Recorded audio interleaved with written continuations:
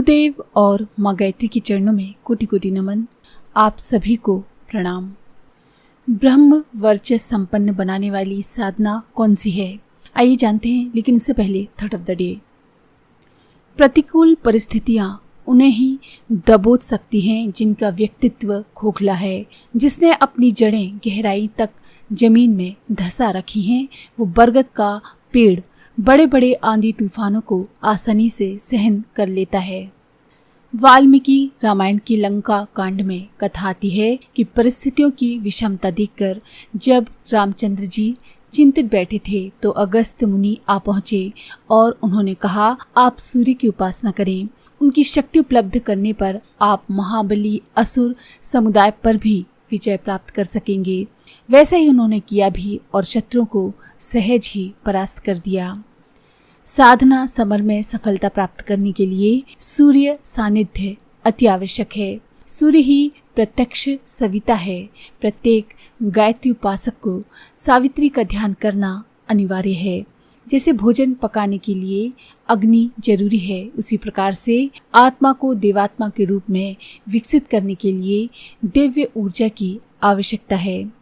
देव शक्ति कोई भी क्यों ना हो, किसी भी नाम रूप या गुण महत्व वाले देवता की आराधना भले ही की जाए, पर उसके साथ सूर्य तत्व का समावेश आवश्यक है। जैसे बिना अग्नि के भोजन नहीं बन सकता, इसी प्रकार से बिना सूर्य समन्वय के किसी भी स्तर की देव आराधना संपन्न नहीं हो सकती। गायत्री मंत्र अन्य वेद मंत्रों की भांति एक शब्द समुच्चय ही है, पर उसमें जो महती शक्ति संवेदना का बाहुल्य पाया जाता है वो सविता शक्ति अर्थात सूर्य के समन्वय से ही होती है। गायत्री मंत्र का जप और प्रातःकालीन सूर्य का सविता का ध्यान, इन दोनों प्रयोगों का समन्वय होने पर ही हमको वो लाभ मिलते हैं जिनका वर्णन इस महामंत्र के महात्म्य में बतलाया गया है। गायत्री साधना में समग्रता तभी आती है जब उसे सूर्य मंडल मध्यस्थता की स्थिति में अपनाया जाए। केवल मंत्र जाप भी अधूरा है और केवल ध्यान से भी अभीष्ट की पूर्ति नहीं होती। यानी आप सिर्फ गायत्री मंत्र का जाप करें और सूर्य का ध्यान ना करें तो भी आपको पूर्ण लाभ नहीं प्राप्त होगा, और यदि आप केवल ध्यान करें और जाप ना करें तो भी आपको पूर्ण लाभ नहीं मिलेगा। जैसे आग के जलने के लिए सूखे ईंधन की आवश्यकता होती है, सिर्फ चिंगारी से आग नहीं जल सकती। जिस तरह से आपके पास ईंधन तो हो लेकिन चिंगारी ना हो तो आप आग कैसे जलाएंगे। दोनों चीज़ों की ही जरूरत होती है। उसी तरह से गायत्री और सविता का ध्यान, ये दोनों ही आवश्यक हैं। मंत्र का जप और सूर्य का ध्यान मिलकर ही गायत्री महात्म को समग्र बनाते हैं। सूर्योपनिषद में कहा गया है, ये सूर्य ही ब्रह्म है।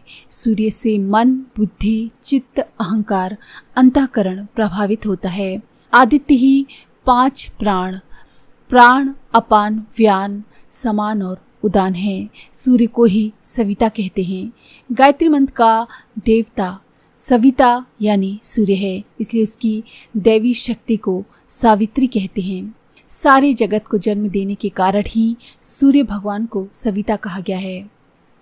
सविता में ही सावित्री और गायत्री समाविष्ट हैं, इसलिए दोनों ही शक्तियों के समन्वित रूप की साधना उपासना के लिए शास्त्रों में निर्देश किया गया है।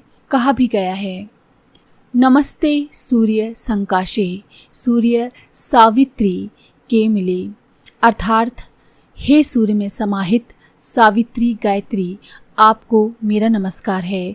ओजस, तेजस एवं ब्रह्म वर्चस्व संपन्न बनने के लिए सूर्य सविता समन्वित साधना ही श्रेयस्कर है। इसीलिए जब भी गायत्री मंत्र का जाप करें तब सूर्य का ध्यान भी साथ साथ में अवश्य करें, तभी आपको पूर्ण लाभ होगा। तो अगर आपको ये जानकारी पसंद आई हो तो प्लीज़ लाइक करें, शेयर करें, सब्सक्राइब करें और बेल के आइकन पर क्लिक करके ऑल पर क्लिक करना ना भूलें। धन्यवाद।